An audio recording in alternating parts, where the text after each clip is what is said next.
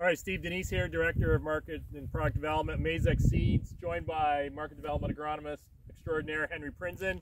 Henry, we're getting into harvest here in most parts of Ontario. Some areas are well along. We're hearing some good yields so far. What do you think is helped us lead to that? Well, you know, we do this Great Ontario Yield Tour, and the data told us we had more pods than ever. And, you know, we struggled believing that.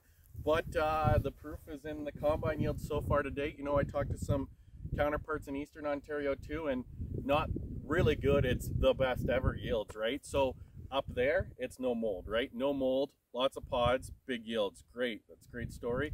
Southern Ontario, you know, the southeast, call it, that region, some record yields in there too, some big yields.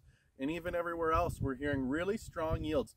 I would say a lot of consistency, not a lot of high and lows. It's just a lot of good beans everywhere. And we have, you know, we got the pod count and we have pretty good bean size when we look at it. And that's what makes bean yields. Those are the components. How many beans you got and how big they are. And we know we had rain at the right time, right? For sure. That's how we get there, right? If we don't get rain in August, we don't get big beans.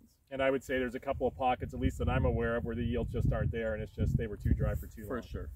Very good. So we'll take a look at how the harvest goes the rest of the way in beans. We know some folks are going to start nosing into corn in the next couple of weeks, and we'll touch base on that later. For sure, Steve. Very good. That's our AgroMinute for today.